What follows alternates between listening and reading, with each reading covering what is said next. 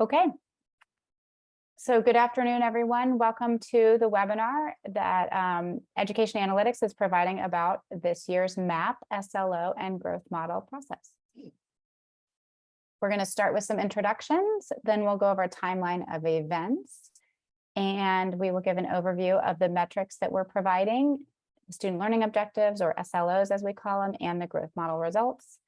We'll be going over the data collection details and next steps that your district will need to complete to receive results. Those include the data release agreement, if you haven't already done that, the SIRS data to upload, and we will also go over the expected teachers template that you will need to complete and upload. And we'll be going over all of that in just a bit. And then, like we said, we will have a question and answer session at the end. So let's start with introductions. I am Julie McLeod, and I am a data strategist here at EA supporting this project. I will let Sean go and introduce himself. Hi, everybody. I'm Sean McLaughlin. I'm the COO of Education Analytics.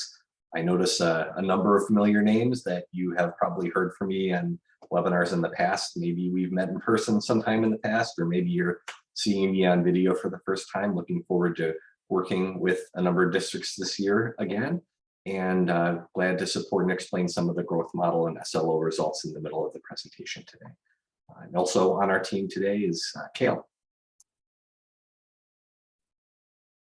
Hello, I'm Cal.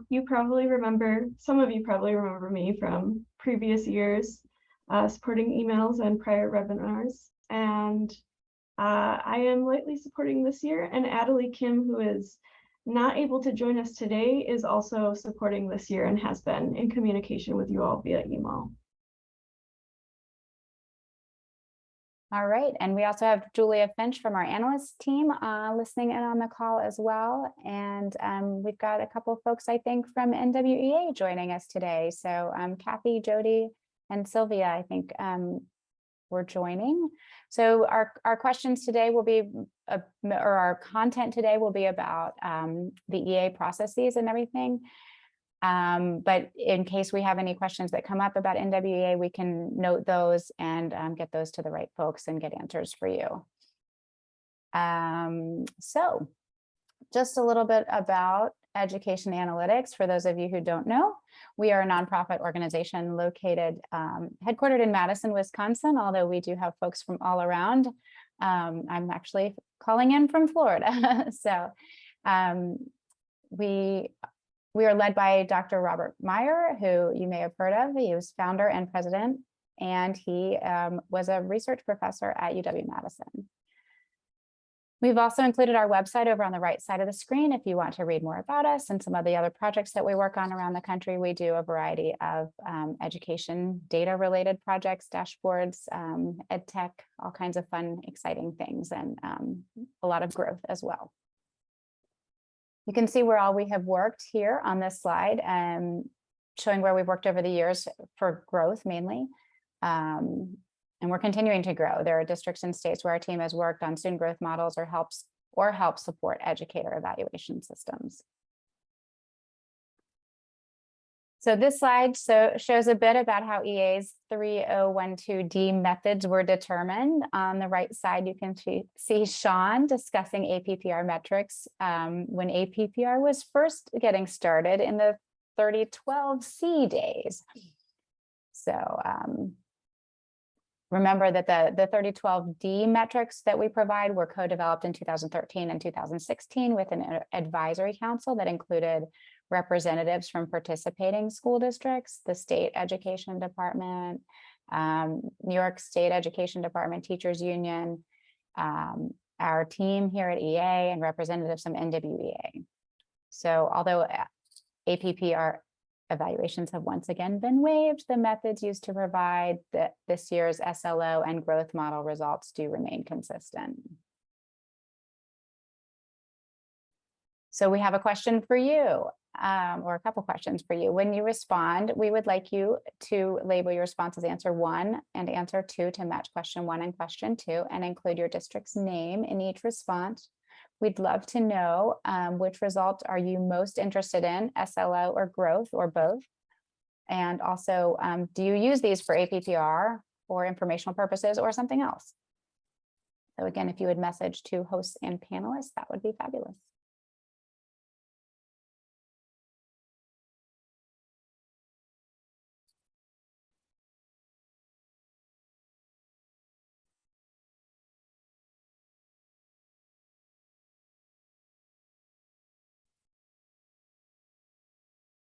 Awesome. Okay, I'm seeing a lot of both and APPR and informational, really. So maybe obviously not this year with the APPR, but good information to have. So thank you all. Okay. We will be discussing the informational and APPR purposes today. And as questions come up for a particular way that your district would like to use them, you can ask them using the Zoom chat.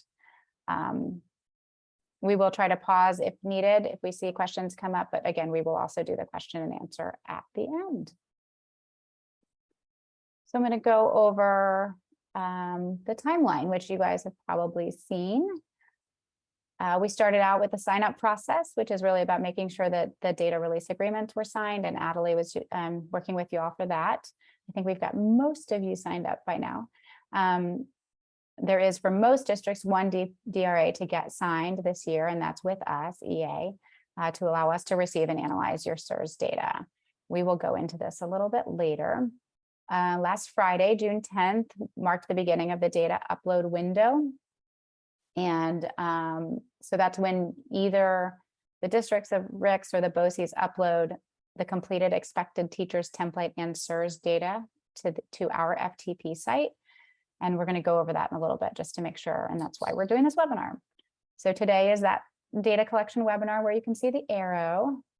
Next month, beginning July 21st, we have the, we'll start the embargo period, July 22nd, sorry, we'll start the embargo period. And that's when we will share the preliminary results with districts. And you'll have a week with those to see if there are any comments, changes, questions, feedback, anything you need us to incorporate into the final results. Then moving on, next month, July 28th, we'll have the preliminary results webinar to walk everybody through interpreting the results. And then on August 13th is our goal for creating and sharing out final results. So obviously with APPR evaluations once again being waived, the next steps you take as a district may be different than you did in prior years, but I think you're used to that now. So I'm going to turn it over. I'm going to stop sharing and turn it over to Sean.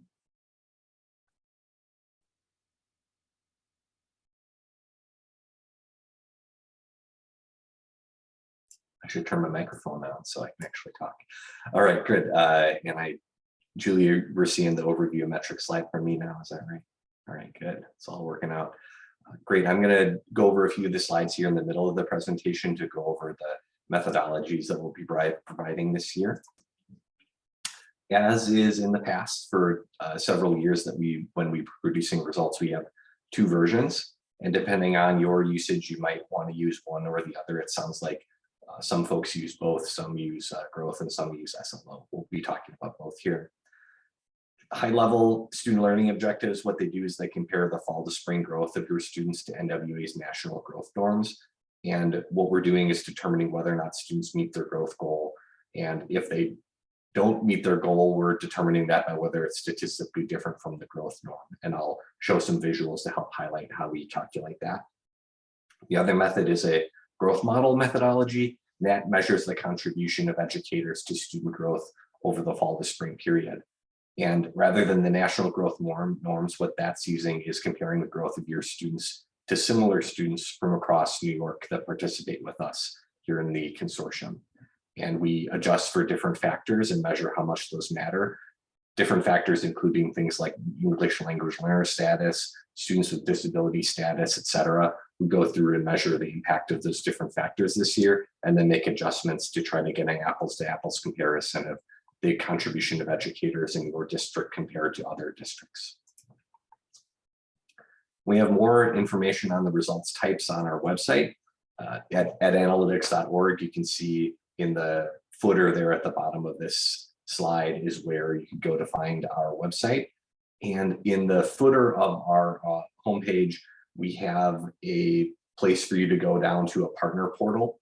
And there's one for each of the pages of the project that we work with you here in New York with NWEA.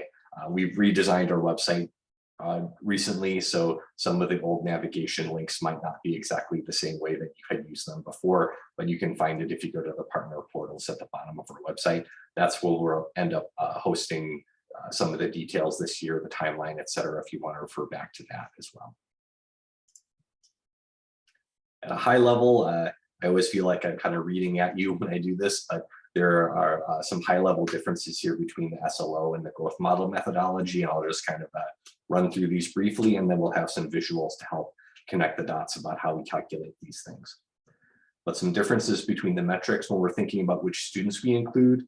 In the SLO methodology, we must find students that are linked to a teacher both on the BEDS day at the beginning of the year and the day of the spring MAP growth test that they take during the spring. So it has to be a student linked to a teacher at both of those periods in order for that student to count toward a teacher's SLO. On the growth model, on the other hand, we look for any cases where a teacher and student are linked between the fall and the spring MAP growth tests. So we don't do a BEDS day check, and it doesn't have to be that the student is with the teacher the whole year. We just look for linkages during the year based on the files that we receive freely from the SIRS data. If we look at the second difference here about which students are linked to more than one teacher in a content area. So for example, if a student had 2 teachers linked to reading courses on both BEDS day and the MAP growth test day and the SLO, it would be fully attributed to both of those linked teachers. But in the growth model, we weight based on the instructional time that those teachers and students had together. So we can do weighting about partial years or about different amounts of kind of dosage of instruction that different teachers had with different students based on the instructional minutes. When we compare the growth of a student in the SLO to the NWEA growth norms, that's a predefined target that we're able to compare against that we receive from NWEA. In the growth model, we compare to the growth of similar students with those adjustments that I spoke about earlier. And what do we take into account in the SLO? We see if a student's growth was statistically different from the target, and if so, that if it was below that's target not met. In the growth model, what we're taking into account is the degree to which a student met or did not meet typical growth for similar students in the state. In the 0 to 20 translation in SLO, we do a metric based on the percentage of students that met the target. But in the growth model, we're looking at the average effect of an educator on student academic growth. So depending on what you're trying to answer with the methodologies, you might want to use one or the other, and you might have written one or the other into your APPR plan in case that's how you're intending to use those or fit them in. I'm going to go through some of the prettier pictures rather than a table about what these metrics are and how they work. First one I'll go into is SLO. And after I explain this a bit, we'll have a chance to do a bit of a Q&A chat-in session in case there's things you wanted to clarify from the SLO methodology. Some of those we might be able to answer here in the moment. Other ones we might want to come back to a little bit later. So we'll start off with the SLO methodology. Here's a hypothetical example. We could have a student here on the left that has a fall 2021 MAP score. And we would get the growth norm data from NWEA. That might say students with that similar starting point and a certain weeks of instruction might have a target of 9.91 RIT points of growth between the fall and the spring test events on the MAP assessment. Now, let's say it's the end of the year and that student ends up growing 8 RIT points of growth from the fall and the spring assessment. If we did not do any sort of adjustment, that would be a student who did not meet the growth target. Since 8 is less than 9.91, that's a student that didn't meet the target. We looked at that back in, what year would it have been? I don't know, 2016 or something like that. We looked at it and thought, back in time, what typically happens in teachers' classrooms? How often are students meeting or not meeting the growth target? And because of the way those growth targets are calculated from NWEA, it ends up being about 50 or 55%, something around that range of students in a typical teacher's classroom might meet the target and others would not meet. When we went to look at the written into APPR translation of percentage of students meeting those targets and the APPR scores, what that would result in is an average teacher, a typical teacher might be getting something in the maybe the 10 to 12 range of APPR scores, and that's in the ineffective range of the values. We thought that's probably not really the intention behind these different scales and cut points. So we thought, what's a good way to try to get at the nature of an average teacher being somewhere in the effective range? So whenever I say in effective range, it sounds like I'm trying to say they are green. They're in the effective range rather than ineffective range. What could we do for that? So we put our heads together with NWEA a few years ago and thought, how could we try to make that happen? We thought, all test scores, even computer adaptive tests with low measurement error like the math assessment, have some degree of error associated with them. And when we get those results back from NWEA, there is a representation of that called the standard error of measurement, the SEM. And what we can do is we can create a standard error growth band around those assessment results that students took to try to consider measurement error associated with tests. So if we do that, we can then only decide a student did not meet the growth target if their growth is statistically different from average. We can then say, we can be confident those students did not meet the growth target. So this is an adjustment we do that you don't have to do anything on your end. We do it on our end and then report it back to you, is whether students met or did not meet the growth target, including this standard error growth band adjustment that we do. Here's a little visual for that. Here's that same student. If you remember back, I had in this hypothetical example, a student who grew 8 RIT points of growth during the fall to spring period. We might look from NWEA and say, oh, the SEM of the test event is 3 RIT points. If we do our standard error of growth formula and go through that equation that we do on our end, that results in a standard error of growth band of 6.8 RIT points up or down from what we really measured from the student's growth from fall to spring. And that would mean the growth band is between 1.2 and 14.8. Since that student's range includes the growth target from NWEA of 9.91, we say we can't tell that this student's standard error of growth band was below that target, since it's inclusive of that 9.91 RIT points. So this student counts as having met the growth target once we do this standard error of measurement adjustment.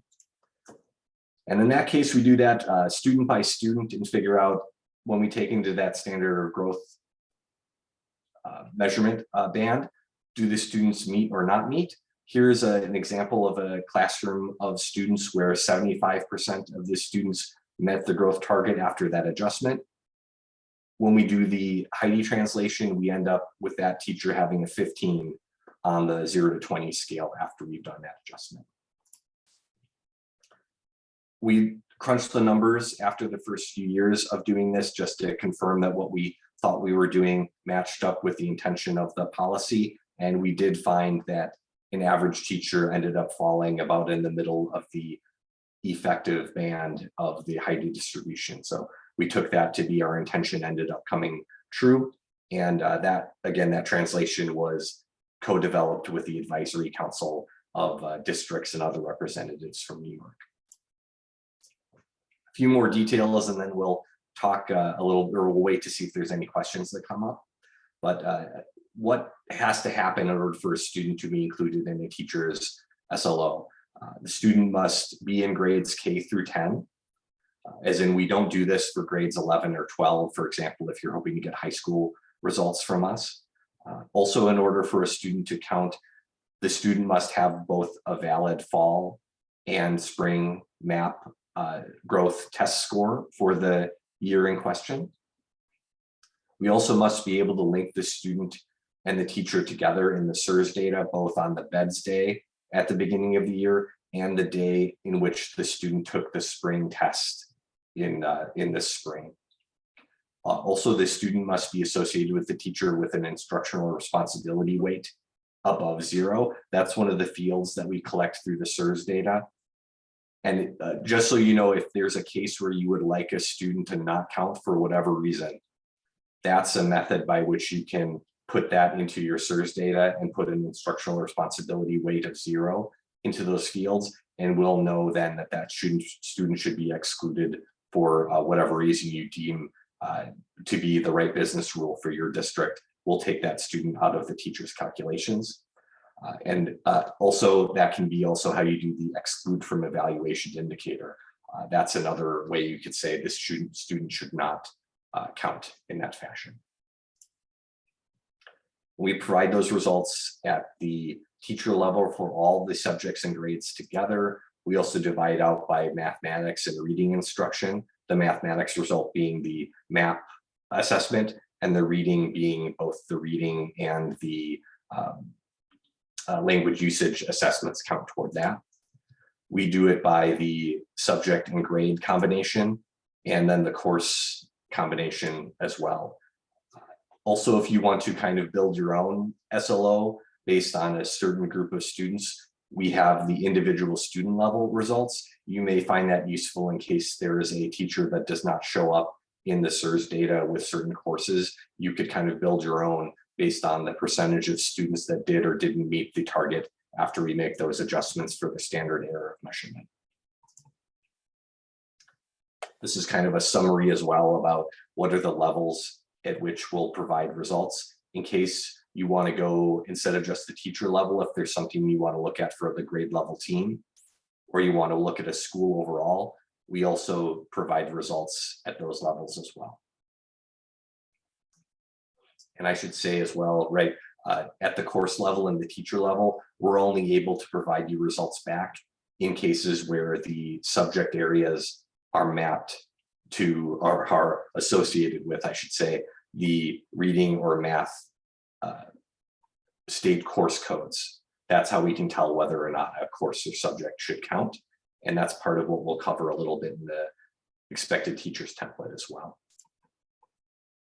Great. So now that I've talked at you for a very long time about SLOs, I'm going to pause here for a moment, take some sparkling water break here as well, and see if there's any questions that come in. There might be some that we can answer here right in the moment, others we might record for later. And also, if you have one that's kind of sensitive or you'd want to wait till later about specifics, you could save that till the end of the presentation after we've recorded or after we've stopped the recording, and we can just address any person specific or context things as there as well. So I'll take the sparkling water here and wait a minute or two to see if any questions come in.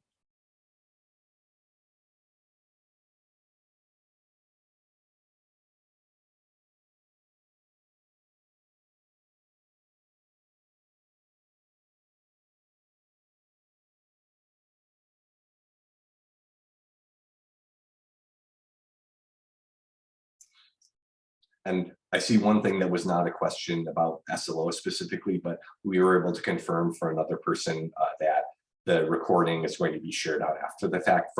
So for anybody else that's wondering that, in case I'm going too fast or you want to skip the boring part I'm talking about and go to the other parts, this will be a recording afterward that you can go ahead and reference later or share with a colleague if they were unable to attend.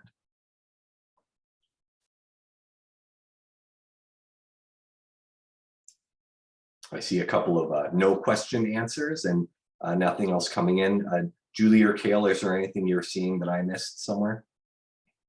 Okay. If something comes up for someone about SLOs, you can continue to add chats throughout the presentation, but now I'll go into the growth model results and we'll pause again after that, and then I'll hand it back over to Julie. So our second metric that we provide to you in addition to SLO results is the growth model set of results. I'm going to explain this as a step-by-step process. This happens a little bit differently if I go into the weeds about the technical code and models that we run. This is meant to be kind of an abstraction to understand what are we trying to get across in a growth model process, and it goes step-by-step through that. The first one we do for a step is to think about, or we collect all the spring and fall test scores for students across New York that participate with us. We collect student data and determine demographic and other adjustments based on those data that we collect. And we do that shortly. That's the step that we're about to unlock here and have all of you start to send us your SIRS data, and we collect the NWEA test results directly from NWEA. That allows us to know how much this year did English language learner status, for example, seem to impact the growth of students, or other factors that we calculate. And you see some numbers here. These are not the real adjustments. This is just a slide that represents the idea that some of these factors, like the starting point of a student or how long the test window was, might adjust up or down for how much students tended to grow this year in New York. But once we have those adjustments, each student gets a customized statistical prediction based on their characteristics. That can include all these factors that we have here on the screen. So some of those are student level factors about their academic history. Some are about characteristics that we receive from the SIRS data about an individual student. Others are about the classroom average in which the student is learning alongside other students. We customize that prediction for each student. In this case, this student grew, or their predicted MAP scores to grow 14 points during the year based on the growth of similar students from across our reference group. Then after we collect the end of year scores here, we can figure out if each student exceeded or did not meet their prediction and by how much. On the left side, we have a student with a predicted score there visualized. In this case, a student's actual score was 5 scale score points or RIT points above what we had for their predicted score. On the right is a student whose score was not meeting the predicted score by 4 scale score points. So we do that for each student, and in essence, some students do better than typical based on similar students, and some students do worse than typical based on similar students. We average that all together to find out for a school students, did they tend to beat or not meet their predictions, and by how much. We can also do this at the teacher level, but here's a school just as an example.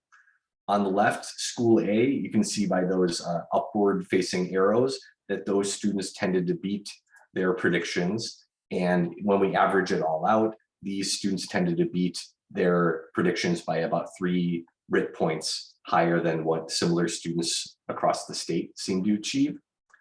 And on school B, here's an average where students did not meet their predictions, in this case by a little under 1 RIT point.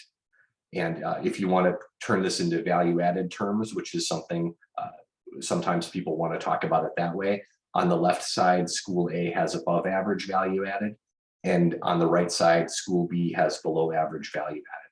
So we're kind of determining, when we look at that group of students, did they tend to beat their predictions or not meet their predictions, and by how much. Then we translate that onto a 0 to 20 scale to let us know, is this a case where students tended to be about average in their outcomes? In this case, here's Mr. Harris's classroom. And in this case, some students ended up beating their predictions, some did not meet their predictions, but it kind of averaged out. That ends up being a 16 on the 0 to 20 scale, which puts Mr. Harris right in the middle of the effective range for the Heidi distribution. And here are some extremes. On the left, Ms. Johnson had their students that did not meet their predictions by a wide margin. We take that as evidence that these students did not grow as much as similar students across the state, and likely due to the contribution of the educator after we've made all these other adjustments. That would put Ms. Johnson in the ineffective range. And on the other end of the extreme, Ms. Lopez had their students by and large meet their predictions, and in some cases by a wide margin. That would result in a Heidi score above the effective range if we saw students that were really beating their predictions based on how similar students performed during this year. If you want to nerd out a little bit on the cut points, these are Z-score translations. A Z-score of 0 would mean on average, your students met their predictions exactly. So a number that's positive means your students were growing faster than similar students from across the state. And a negative number would mean those students are growing slower than similar students across the state. We have these cut points and we translate it to 0 to 20 based on how the advisory council co-developed it with us. Another box slide here about which students are included in the results. For the growth model, again, K through 10 are the grades and grades that we're covering here in the analysis. This time, in order to be included, a student must have both a fall and spring MAP growth test score, but it doesn't have to be with the SIRS day, the BEDS day. A student must also have demographic data in the SIRS data. Since we're trying to do an apples to apples similar student comparison, we want to know the demographic characteristics of students in order to include them in the analysis. So we must be able to find them in the SIRS data and have filled out information to know more about the student so we can make those comparisons. We also must have the student linked to the teacher in the SIRS data between the fall and spring MAP growth test events. That lets us know that that teacher taught that student during the period that we're evaluating based on the growth between those test scores. There's a minimum amount of instructional time. It's a teacher must be responsible for at least 2.5% of a student's instructional time in the content area. Usually we're seeing much larger percentages, and by and large, those are large portions, 50% or more, but sometimes students move around between teachers, or maybe there's more than one teacher contributing to a student's growth during that period. We had to set some minimum bar in order to have a student count in some fashion towards a teacher's outcome. And we do weight that. It's not like a 2.5% and then you get full credit. We weight it by the percentage of instructional time that is associated with a teacher or student. We have to have an instructional responsibility weight above 0. That means that sometimes we have teachers that are linked to a classroom, but they might have a 0 in that instructional responsibility weight. We take that to mean even though the teacher was linked to the classroom, you're designating in the SIRS data that that teacher had no instructional role within that classroom, and thus we would exclude that relationship from our results. So if you're missing some teachers, there's a chance it's because that instructional responsibility weight is set to 0. And then finally, there's the exclude from the evaluation indicator.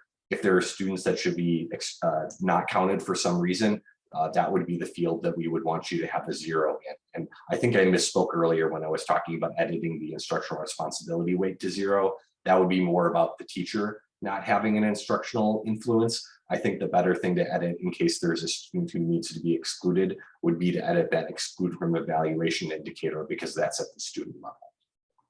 I was a little rusty on that.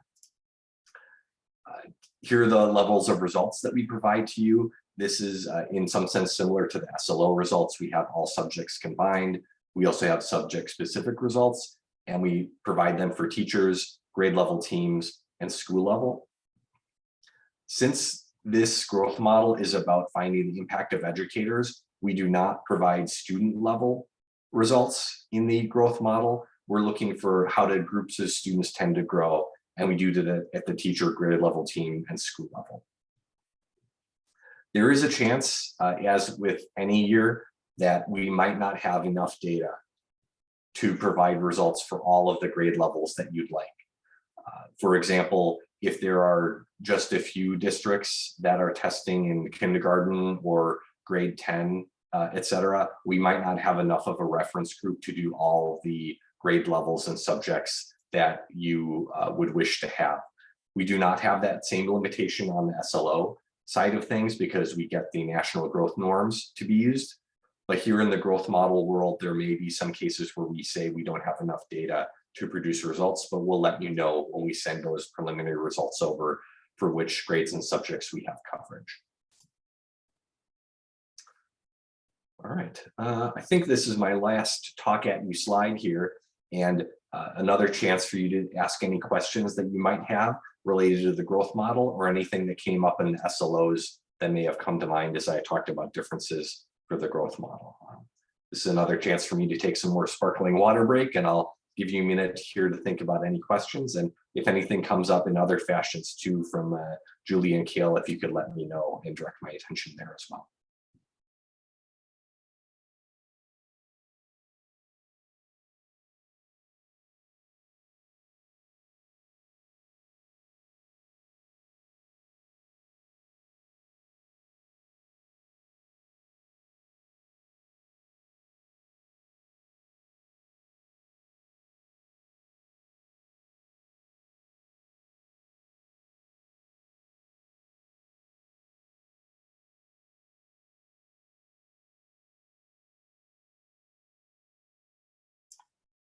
Didn't see anything pop up yet, so I'm going to go ahead and stop my share, and then I think Julie, you're going to pick us back up.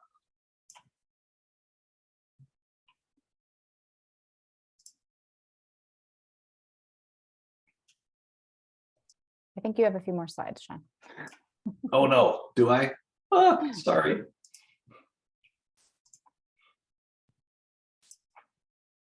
Okay, so the next one is about data collection details. My apologies for stopping the screen share. So we'll talk about a few different types of data that we collect and how we put that together for you.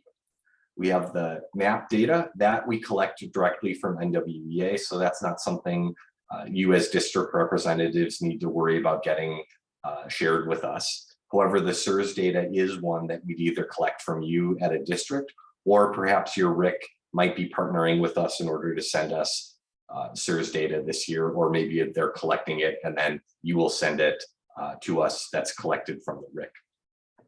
The other thing that we want to call attention to is that we really highly encourage you to be working to fill out the expected teachers template that Julie's going to demo for us in a little bit to talk about what it is that we expect to give you so that we make sure we meet your expectations on coverage for teachers and students. So the data release agreement, I believe we have one that you need to sign, and we might have some next steps that we would contact you in case we're missing any of those, but I signed quite a few of these so far. It's likely that your district has already completed that. Maybe even you personally filled that out and fill it back and I sent it our way, and I co-signed for that. In case there's any that are still outstanding, we'll be bugging you about that and just making sure that we get that completed with you. Or if you're still deciding whether or not you want to participate with us, that's one of the signals that we know that you'd like to continue to work with us. So please get that completed as soon as you can so we can get those data for you and start working on your analysis. And there's a little bit of a note here too about if there's a case that you're not getting the emails from us, you might need to whitelist either MailChimp emails that we use as a way to automate some emails over to you, or if you haven't received anything in some other way, let us know and we'll try to get you sorted out. This is the same email at the bottom here, New York APPR, that we've been using for a number of years. So if things come up that you'd like to contact us, that's the best way to do it. That way we can redirect it to various teams depending on the nature of the question. Maybe you're asking about the data files and we can get you to the analyst team, or maybe you're looking about the methods and we can talk to the research team, or some other topics. We can make sure to route it to the right person.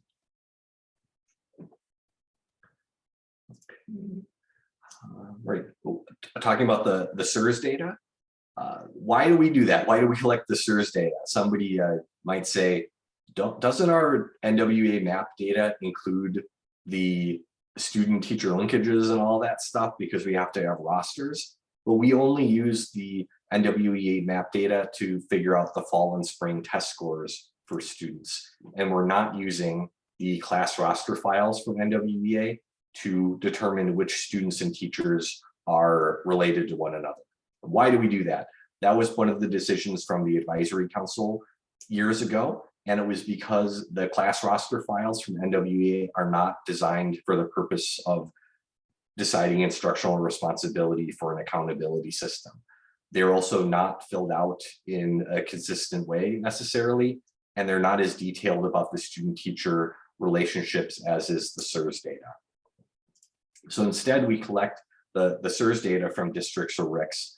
And what we do is we look at the math and reading course identification details to understand which classes should count We don't want to link a science course to math outcomes, for example, or a different course that's some other subject. We only want to be identifying the teachers that were responsible for instruction in the areas that are measured by the math assessment. That lets us know which math and reading teachers were associated with those courses as well through those linkages. We also look for instructional responsibility of teachers. There's some rich data sets that come that way about instructional minutes or other relationships that we can extract out of those data files. And it also lets us know the demographic and program participation, program meaning free or reduced price lunch type programs and other factors that help us know about the students that are attending your school and how we can do an apples to apples comparison of the growth of your students to other similar students from across the reference group.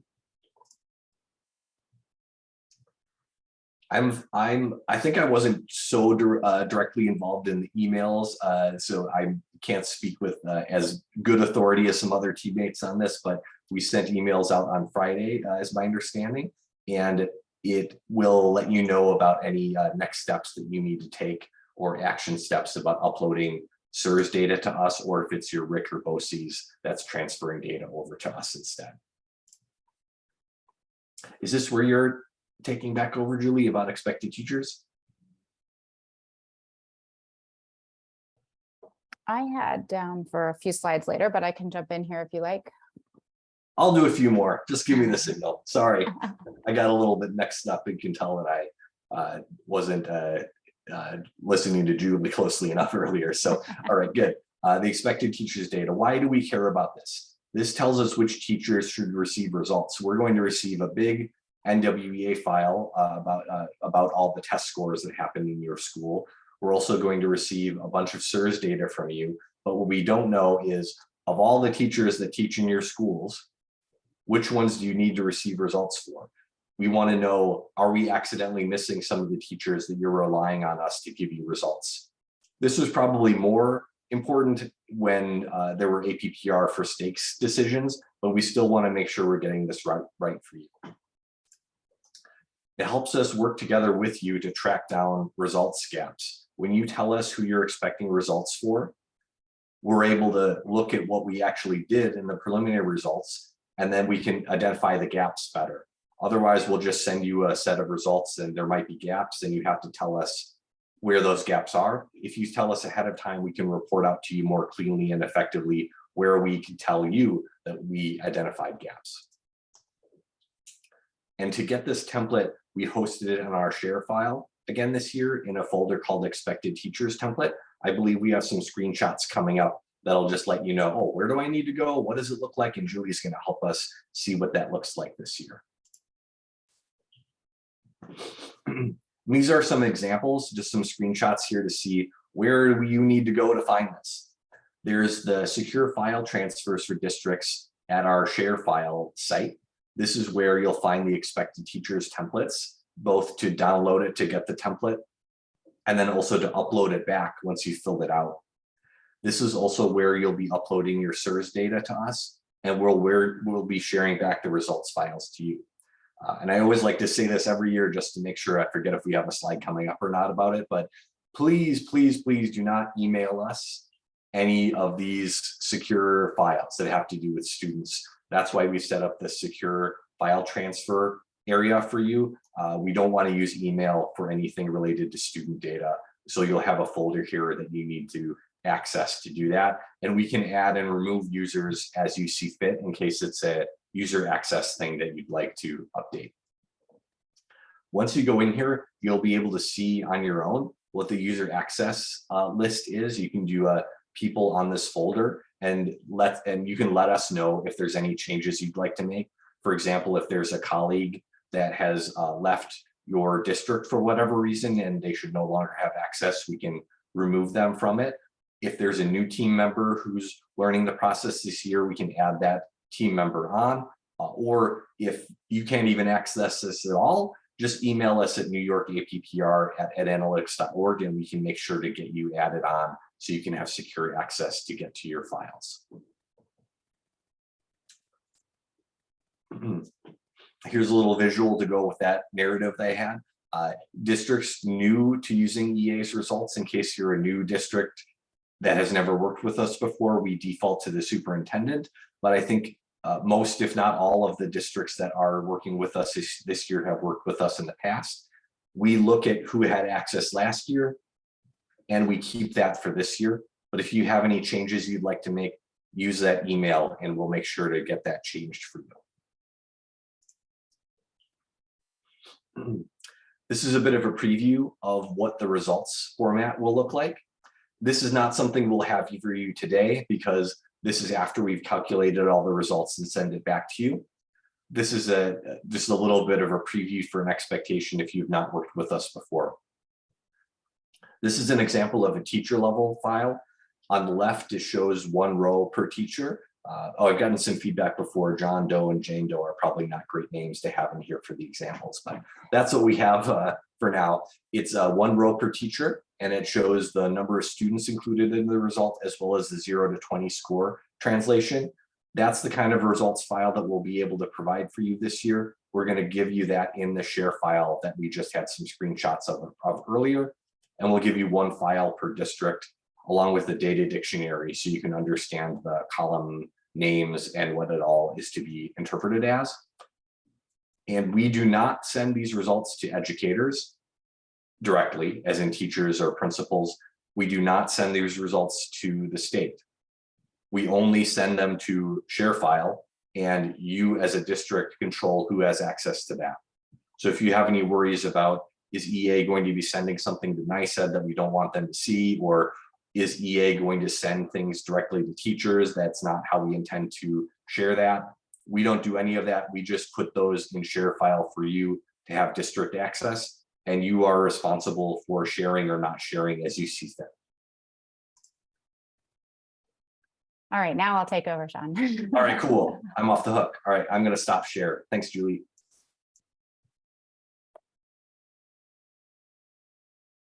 All right.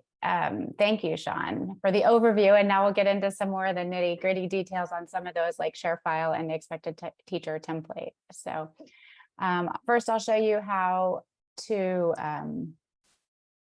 log in and navigate the FTP site, which is Citrix ShareFile. If you haven't used it before, once FTP users are confirmed, you should receive an email from mail@sf-notifications.com with the subject person name. So like Julie McLeod added you to ShareFile. FTP users will follow the instructions in the email to set up access to the file transfer site. So I know some people in the past have had trouble with getting ShareFile to load, which in some cases has been because your IT departments were blocking it. So if you see a loading screen, each time you try to log in, you may need to connect with your IT department to ensure ShareFile is not being blocked. If you have any other questions, feel free to reach out to us again at that email, the New York APPR@analytics.org. So this is what it looks like. Once you get logged in, you will see a ShareFile labeled with your district's name.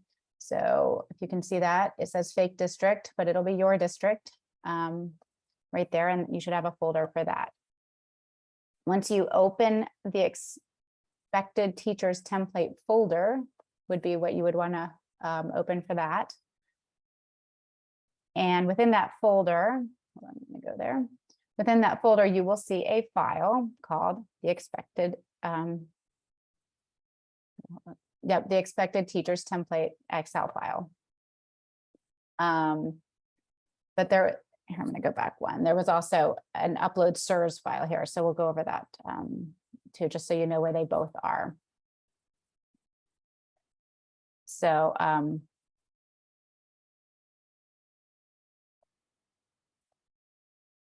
in the expected teachers template folder, you'll see the district XX. So that'll be your name or your number, expected teachers template spreadsheet. This is the template we would like everyone to download and complete.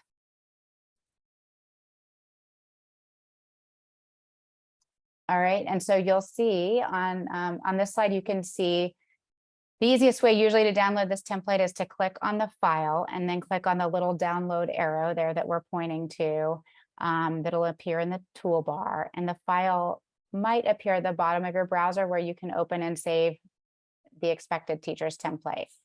Once you've downloaded it, you want to follow the directions in the tab and the directions that are embedded in all the colorful text boxes that we have on each tab. Be sure to save your expected teachers template, it's a mouthful, with your district's name in the file and replace the XX there before uploading your to the template.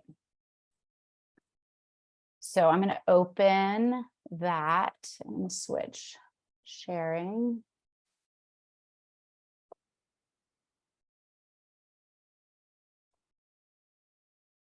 All right, can you all, I've stopped that. Can you all see the, can you all see the Excel? Okay, so except for I scrolled down by accident. Okay, so the first tab in the actual expected teachers template is the directions tab. It's called 0 and directions, and it gives you all of the information that you need. So for what to do and what we expect for each of the different pieces. So hopefully it's all pretty clear and laid out there. When the first tab, tab number 1, which is actually the second tab, I guess, is the expected teachers tab, which is the most important. This tab gives you the chance to write out the names and identification of each of the teachers for whom you're expecting to receive results. This information will help us know at EA if you're looking for results for 50 teachers, or maybe if you're looking for 500 and who they are. So there are a couple columns here, G and H, that if you're expecting to receive, that ask if you're expecting to receive math or reading language usage. So you'll just want to let us know here, like if a teacher should be getting both, or if they might get one or the other. So to help us understand. What happened? Did we lose? Maybe I froze. Maybe it was nothing. Kale, did you notice it freeze, or am I just being weird? It froze a little bit. Okay. Do I need to I think repeat? we were just about talking about the use of column G and H, I think, when it quit out. Okay. Do we still have everybody? Julia says that we lost me. Was that temporary, or are we good? You're all good now. I can hear you fine. Okay, I'm good now. Excellent. Okay, so just to recap there, to make sure everybody heard, G and H, we just need to know. Thank you. We just need to know whether we're expecting math or reading language usage for each teacher individually, because some will obviously get both and some will likely only have one or the other. So next tab is the district test inventory. So this tab is labeled 2, district test inventory, and it helps us know if we've received the full set of SIRS files and the full set of NWEA test results that we need for your district. Because at times we found in the past that we might be missing a grade in one of the student teacher language type files, or maybe the map test file got cut off and we don't have all the grade levels. So thank goodness those situations are very rare now, but this tab just helps us double check and make sure we in fact have everything we need for all grade levels and we know what to expect. When you receive your preliminary results file, that'll be another chance for you to check and make sure that you got everything you need from us, but this can obviously save time on the front end if we know what to expect. The last tab in here is tab number 3, course subject. And this one gives you a chance to designate a course that's not picked up in our standard rules, that is in fact a math or reading language usage course. So as Sean mentioned earlier, we pick up courses from the course code directory that are named or numbered in such a fashion that we know it's a math course. We use all of those rules and make sure we catch the state course codes that are aligned. So if we have find a test with a 5-digit course code that starts with a 5-1, we know that that's a math course, and we'll be able to associate that course with math NWEA map assessment and do all that for our analysis. But from time to time, there have been districts that have maybe an AIS math course or something similar that has a course code that doesn't start with a 5-1 or a 5-2 or a 1 or a 2. And so we don't know the rule for it. So if you have a case like that, then you would want to list it here and let us know so that we know which course or which subject to attach it to. If you don't have any courses, it's super important that you put an X here in the highlighted cell in row 3, column F that's highlighted. And just to let us know that you didn't just forget to do this tab, but in fact, you don't have any courses that apply for this. We don't want you to take like a social studies course and say, oh, we're going to call that reading. We're trying to find a course that's truly a reading or language usage course that just for some reason doesn't have the standard pattern of course codes. So again, hopefully all of the directions that are laid out in this template make it clear. Again, you want to save this with your district name instead of XX up there and upload it back to the FTP. So I'm going to switch my screen share back to the PowerPoint. All right. I think we're back to the PowerPoint. Is that right? We good? Okay.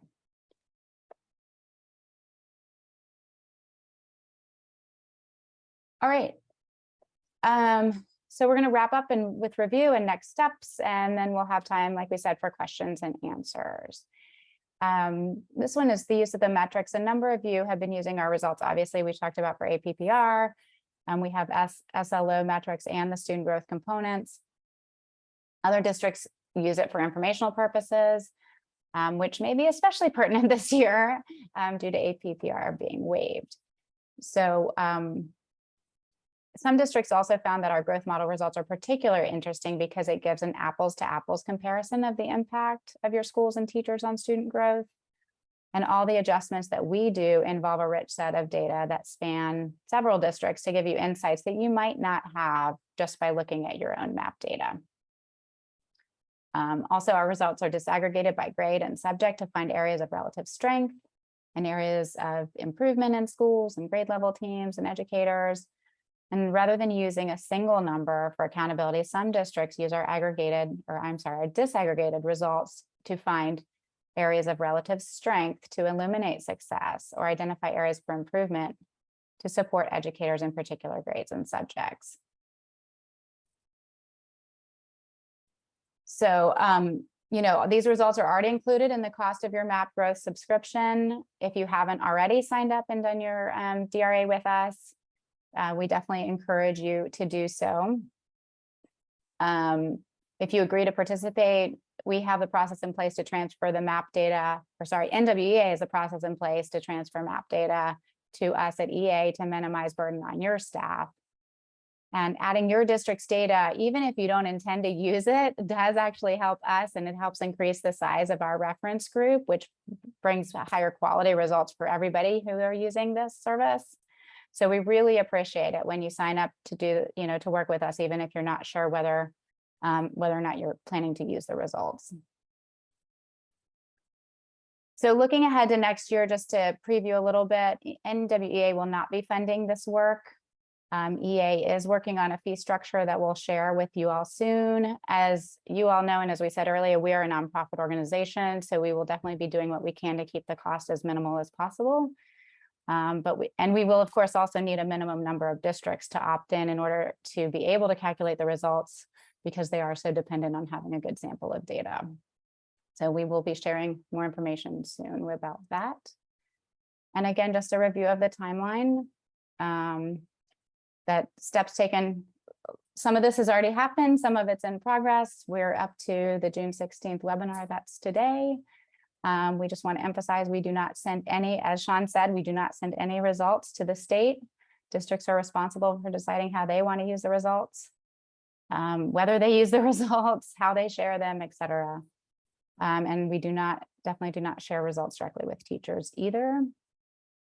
And so from there, the next steps, if you haven't already signed your data release agreement, please make sure you do that as soon as you can. This lets us obviously get the data from NWEA and from you all, and make sure that everything's in place there. Also, please let us know if you have any account changes that you need for Citrix ShareFile. We do have a number of users that we think are the current users based on information from prior years. And if you have any changes or new members that need to be added as users or remove someone that's transferred off your team, please let us know and we can make those changes. The data upload window, as you know, opened on June 10th, and we have till next Friday, the 24th. If you have your SIRS data ready, please go ahead and upload it to share file, and make sure you complete that expected teachers template during this upload period as well, because again, that's super important for our quality control. So we will be taking a 5-minute break, and then we'll come back and do Q&A, and you're welcome to stick around. You're also welcome to log off if you don't have any questions and have other things to do. We are going to be stopping the recording, but we will stay around to answer questions. And as mentioned earlier, we will be posting the PowerPoint and recording later as well. So I am going to stop sharing and stop the recording.